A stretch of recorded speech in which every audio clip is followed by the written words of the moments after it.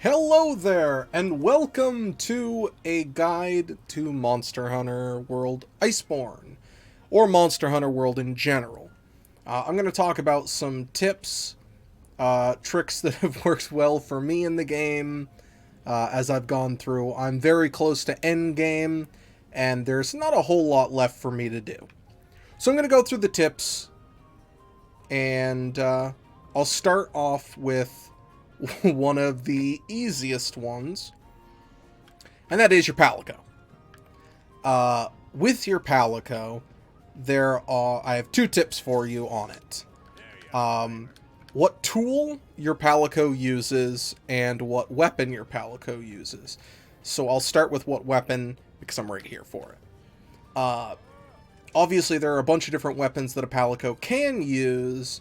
One of the easiest ones that I have found is to give your Palico a status ailment weapon.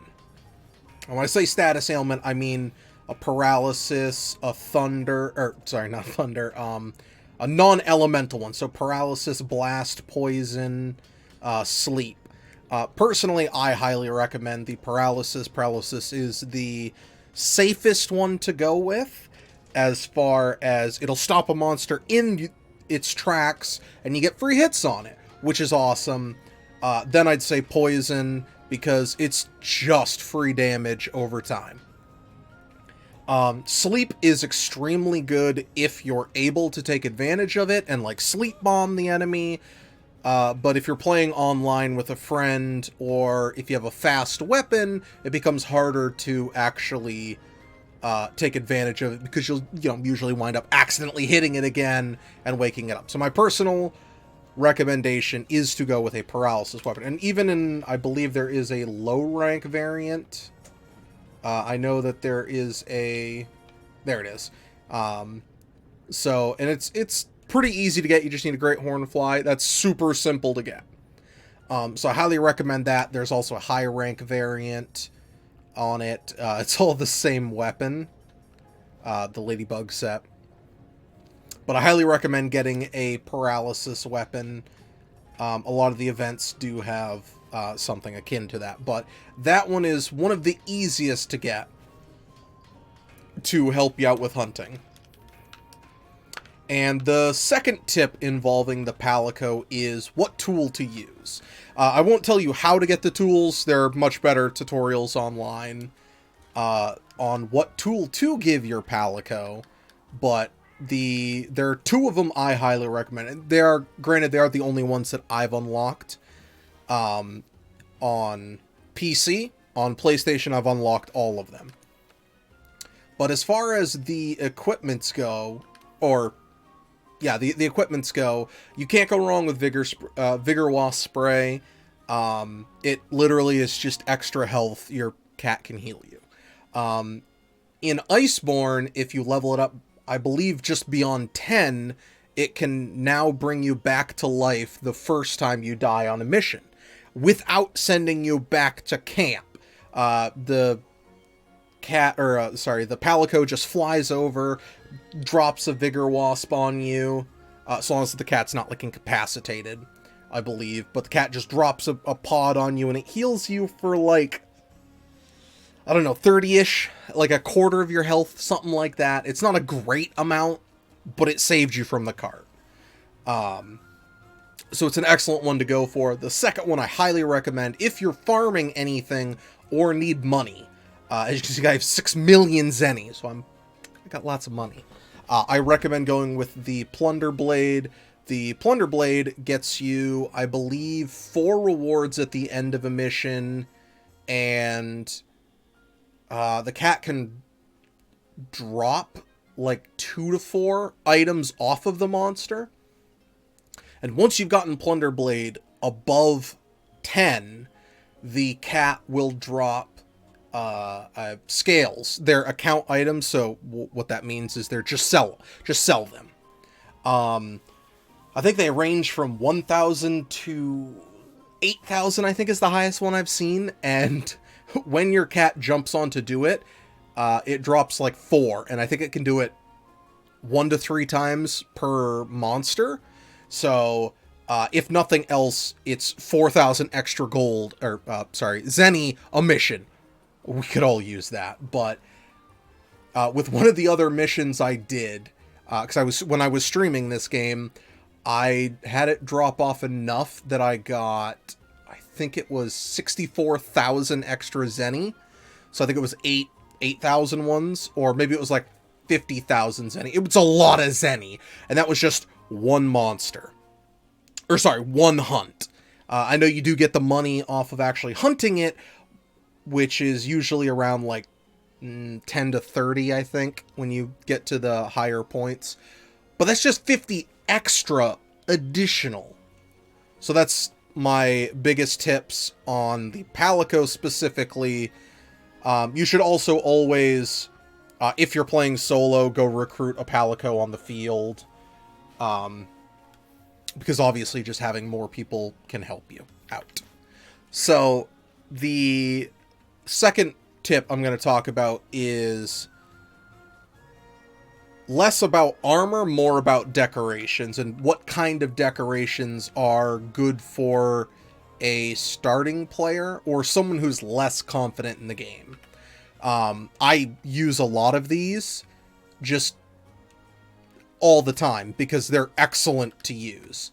So with the vital, in my opinion, the vital ones are the vitality ones. The vitality ones. How the game works is you start with 100 base HP. If you eat food, you can go up to 100. Or, sorry, go up to 150.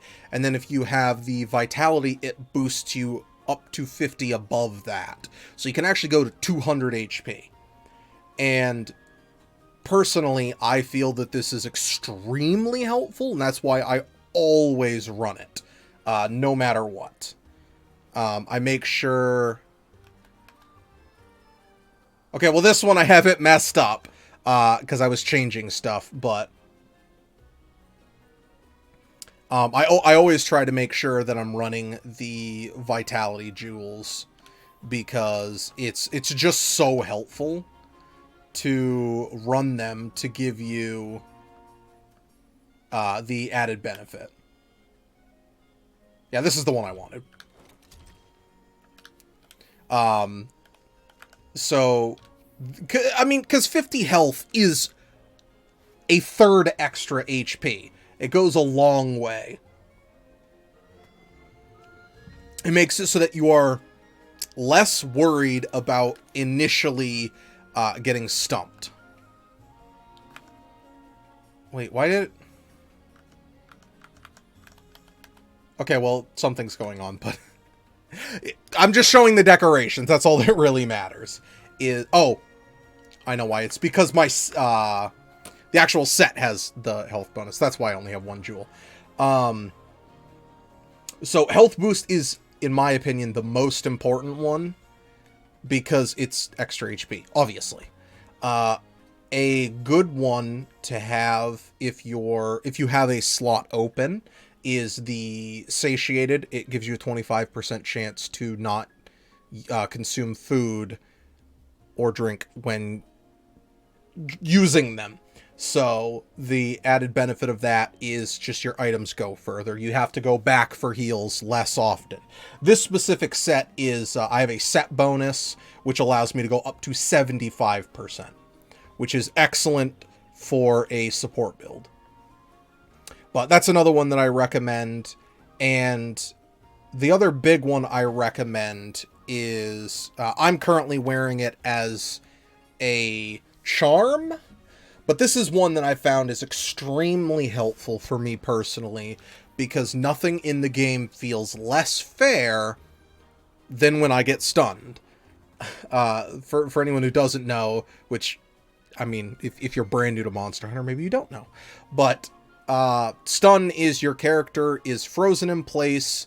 They have basically stars going around their head, and you can, I believe you can jam on the sticks to wake yourself up slightly quicker. But I have this one at max. You'll have to get further in the game to get this one, but I still find it invaluable because you can't heal when you're stunned. Like, yes, your Palico could come heal you, but you're frozen in place, so it's much easier to get comboed. And I believe you get stunned like any time you take like a heavy hit or something. I don't know exactly when you get stunned, because the second I had the chance, I built this once and maxed it out because I didn't want to be stunned, because I kept dying that way. So that's at least one of them to keep in mind. It's very, very helpful.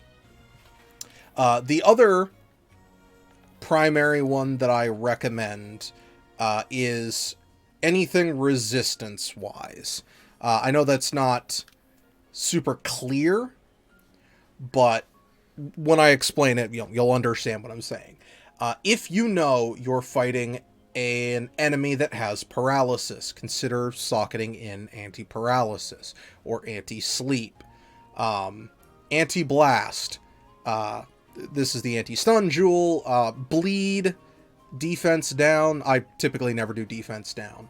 But having these ones in is so helpful because, like with sleep is similar, except you can be woken up from sleep. Easier, at least, than stun. I believe if you do a move that would greatly move someone, you wake them up from stun. But the anti-sleep and anti-poison are the two ones that I do the most, or antidote, because I don't have to constantly use items. So if you know what a monster deals with, it's excellent to socket those in. And it may not seem like much, because I know it's very common that you ignore the smarter methods and just stick to increase damage. Just increase damage. It's all about the damage.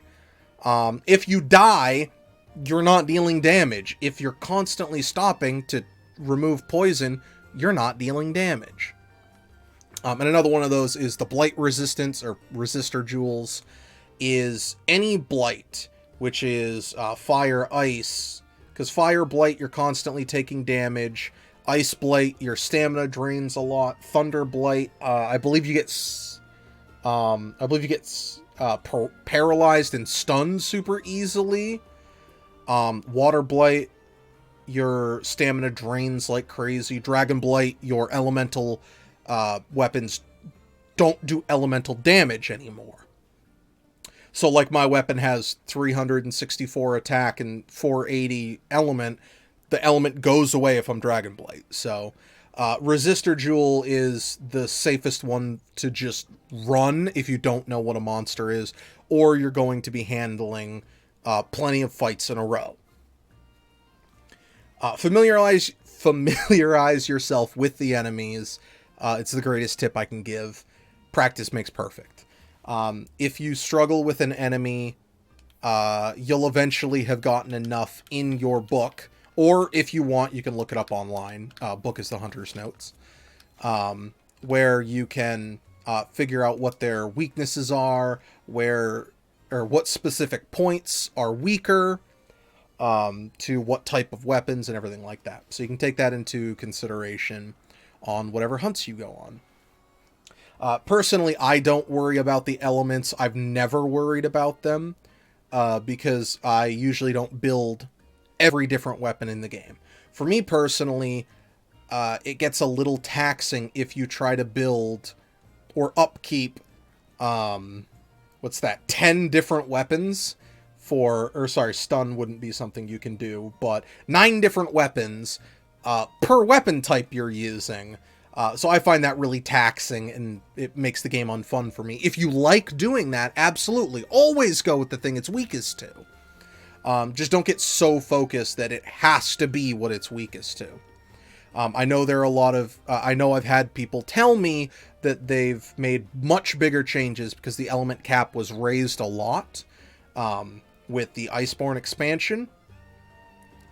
Don't worry about it. You don't need to do everything perfectly if you're just hunting it. stop looking at speedrunning strats and just handle the game at your own pace. So, if you, like, personally, I like the design of weapons. I care more about how a weapon looks than its stats. So I don't like the way any fire weapon looks, just use a thunder weapon, an ice weapon. And even at that, just use any weapon because you just hit the monster. It's actually that simple. So long as you're hitting the monster, it's fine. I know several people get overwhelmed and they feel that they need to constantly be making new weapons, and then they get burnt out on the game and never make any progress. That didn't do you any good. You could have just fought it twice. Learn the patterns if it's new. I know it's a very Dark Souls thing to say, because Dark Souls, you can beat the whole game at level 1. You have to learn the patterns and how a monster works. So if you die, don't get discouraged. Just try again.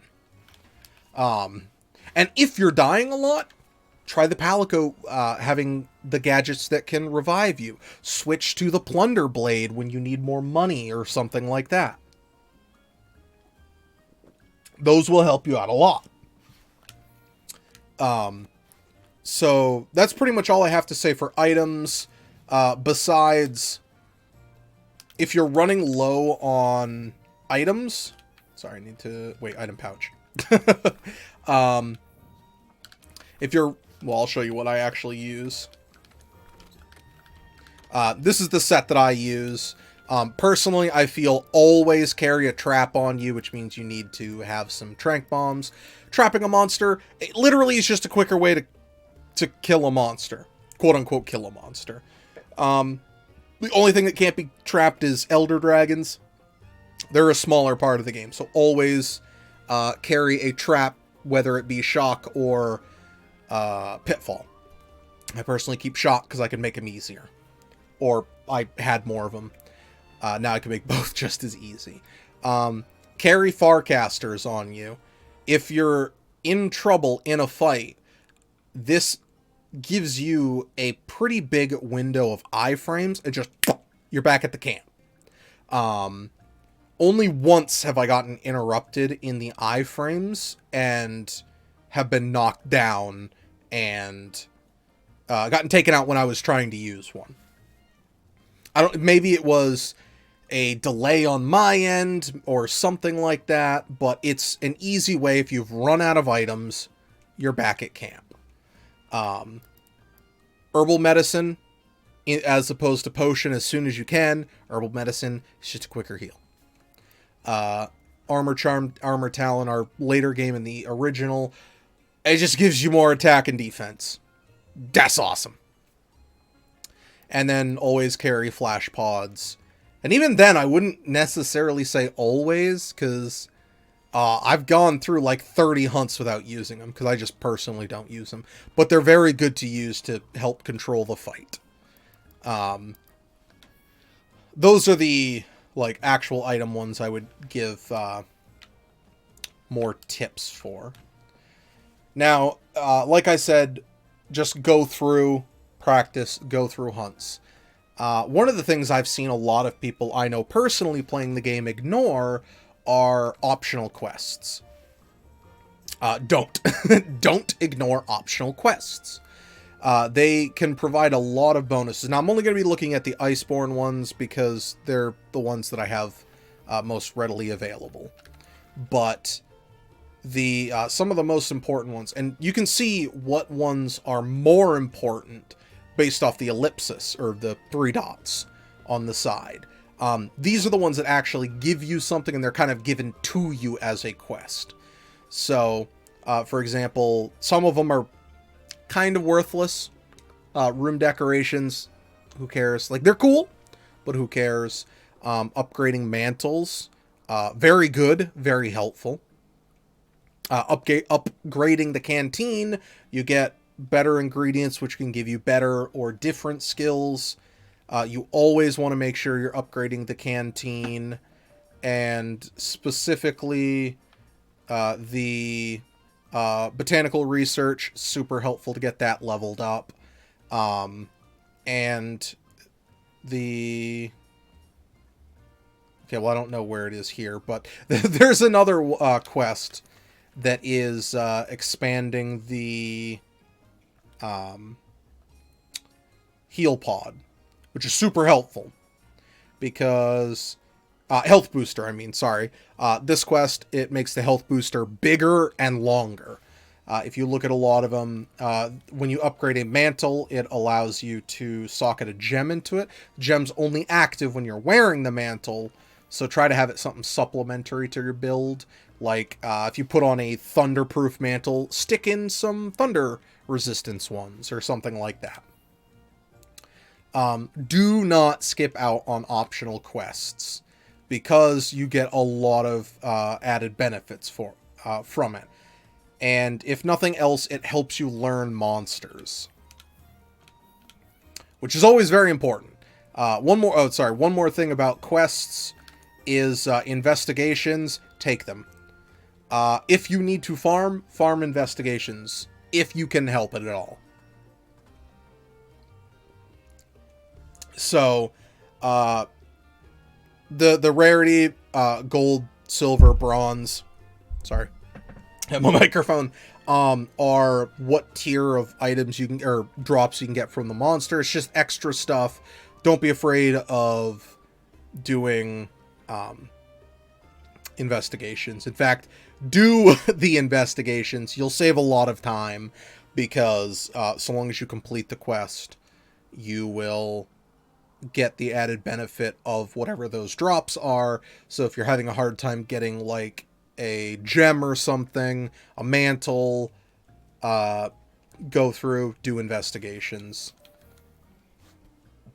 Excuse me, it's one of the easiest ways to collect more. So, as a final thing, I'm going to talk about the guiding lands a little bit. For the guiding lands, I do not like this system that they have implemented with it.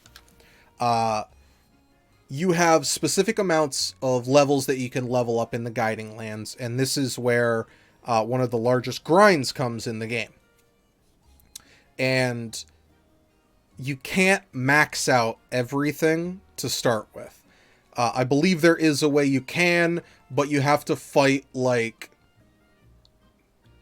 1,000 elder dragons, and I'm not saying that to, like, exaggerate. At least that's what I was told. It's just an exorbitant amount of monsters you have to fight, and they have to be tempered elder dragons in the guiding lands only.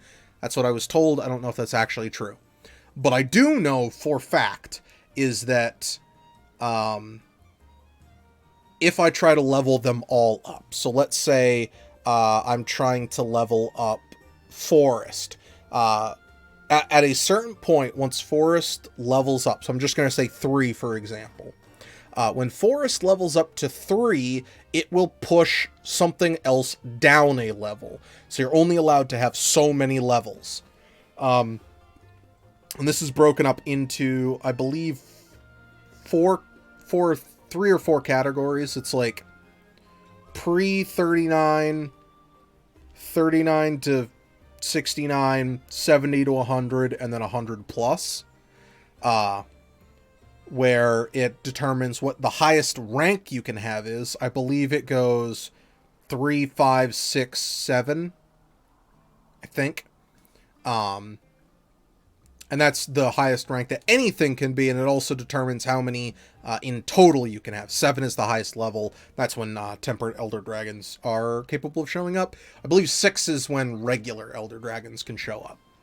So keep that in mind. You can adjust the levels. That's why I pulled this up specifically. You just click on it.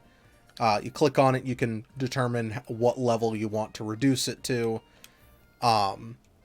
I don't like this system because I cannot increase a level besides fighting monsters. Not very fun. Don't like it. If you go to someone else's guiding lands... Oh, also, guiding lands is locked per area. So, anyone who's who's 69 and below cannot join my guiding lands because I have the potential for much stronger monsters to appear. So if you're playing with a friend, try to do the level up quests, or the not level up quests, but the breaking the limit quests, which is at least at 69, which breaks you to 70. I know that for a fact. I don't remember what the other levels are. But that quest in particular, try to do that with your friend, because they can't join you anymore. You can go backwards, but they can't go forwards anymore and help you in yours. So that is another example of, or like that is another example. That's something you want to keep in mind for how you handle it. Pulling up this screen right here, this is just me heading into my guiding lands. It will always show you a summary of who's there. I believe if it only has, it'll either show a unknown marker or won't show 3 monsters. If it's a monster you haven't fought before that is currently on the map, these are the 3 that are currently on the map, or immediately moving into the map, which is important to take note of, because if you're looking for a specific monster, Guiding Lands monsters drop different parts. So there is a purpose to go there, and the different parts are used for upgrading certain weapons.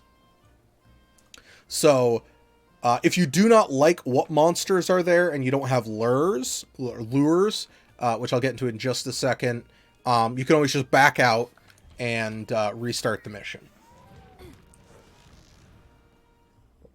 Or sorry, restart the expedition.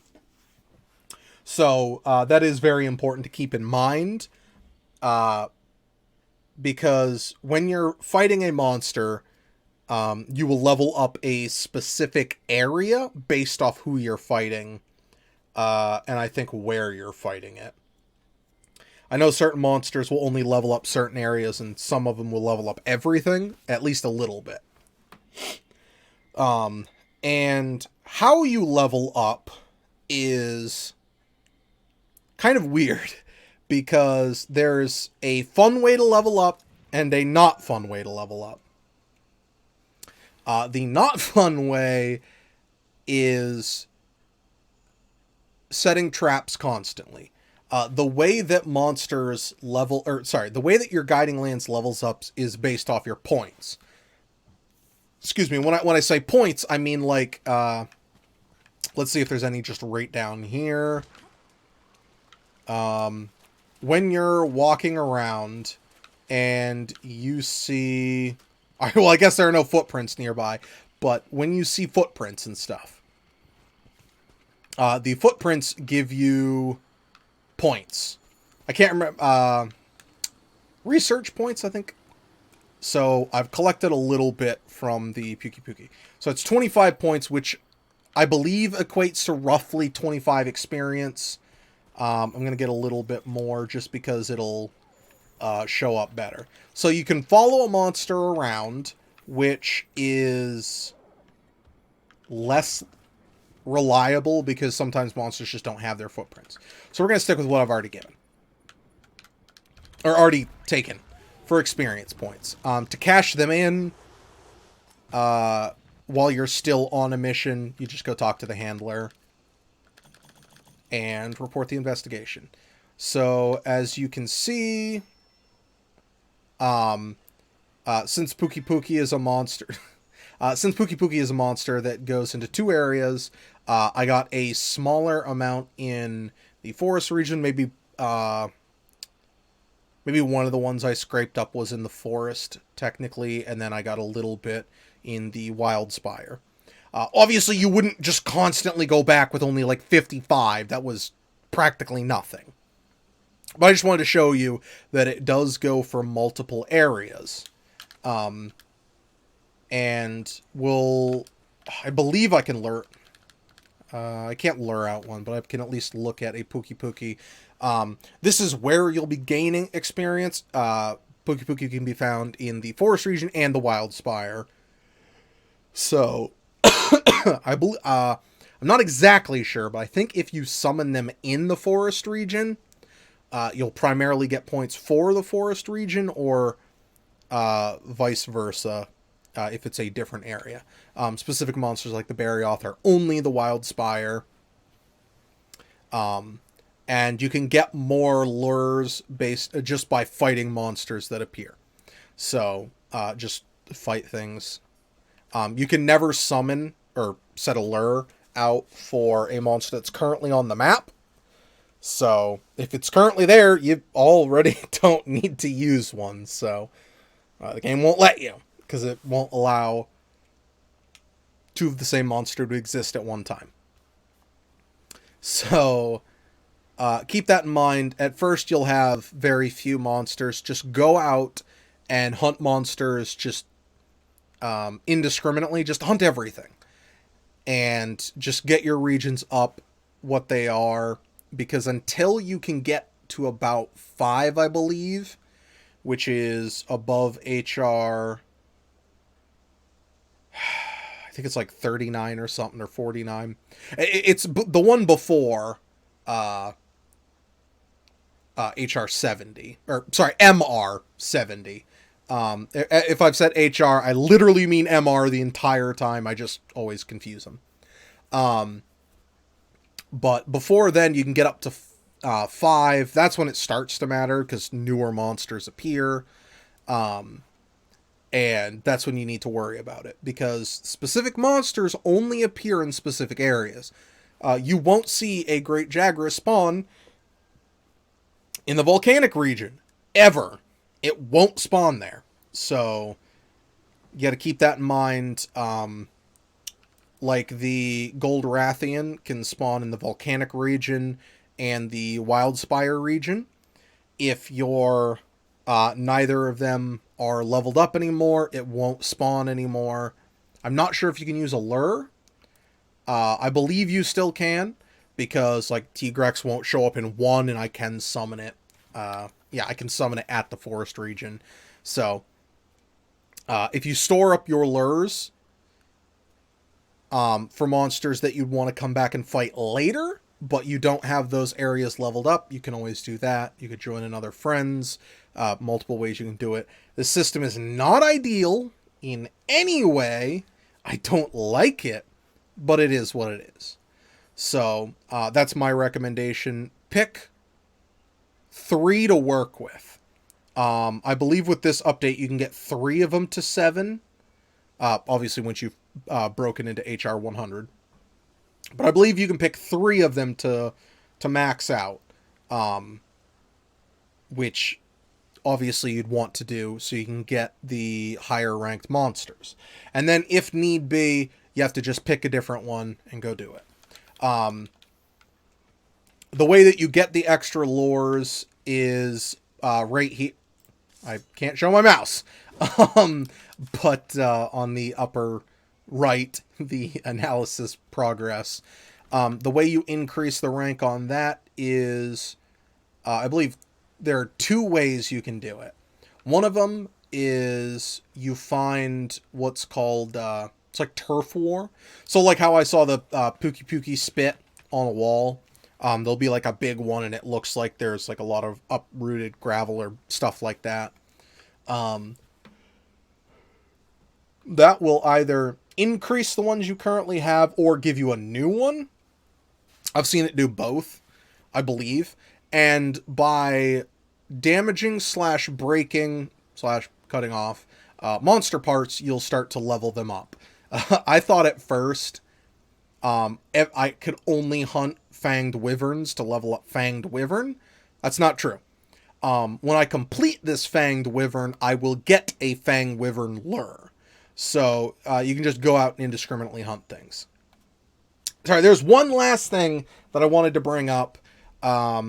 It's the quote-unquote fastest way to level up into your MRs. This is something that I've been working with because I need to hit 100 or 99 and then I can break through to get to 100. There are 2 different ways you can do it. One, fight things indiscriminately in the Guiding Lands. The higher rank it is, the more MR points you get. So fighting Tempered, like as you can see right here, I guess I don't have enough knowledge on it, but the Uragon is a Tempered Uragon. You can see right there, it's in the volcanic zone right now. So by fighting the Uragan and killing it, I would get more MR points because it's a stronger or a higher tier monster.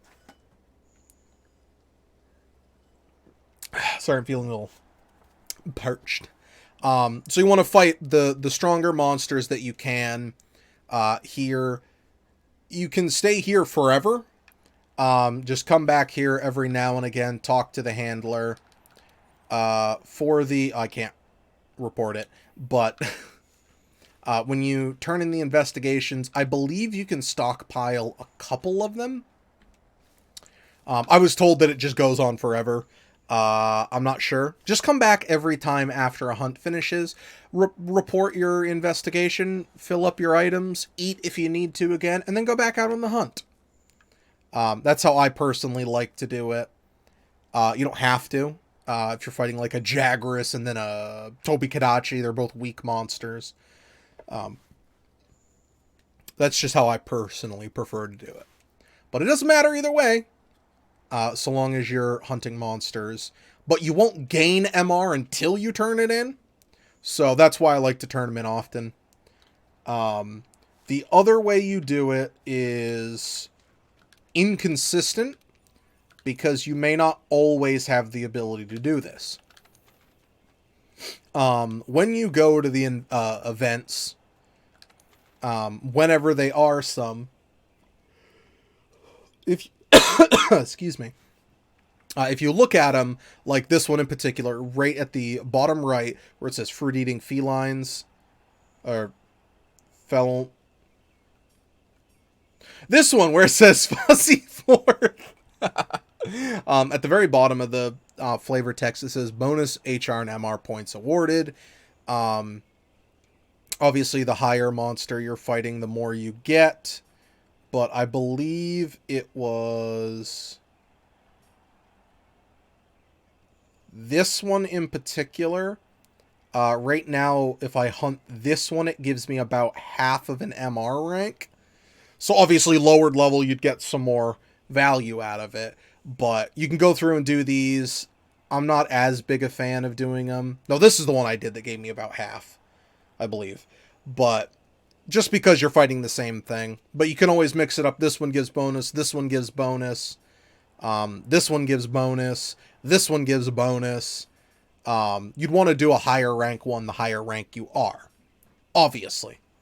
So just keep that in mind if you're trying to boost up your MR. It's the biggest time sink in the game, because you just have to keep doing hunts. Try to find something to work for if possible. My builds are fully done, so I don't have anything to work towards. So I just need to grind away at it, which is a little frustrating, but that's how the game works. That's all I really have to say besides weapon types, which, I mean, if this one gets enough views and you guys genuinely want to hear about my opinions on different weapons, I can give my opinions on different weapons. I normally don't do like this much talking and no gameplay, so let me know what you guys think of this type of video, being more instructional than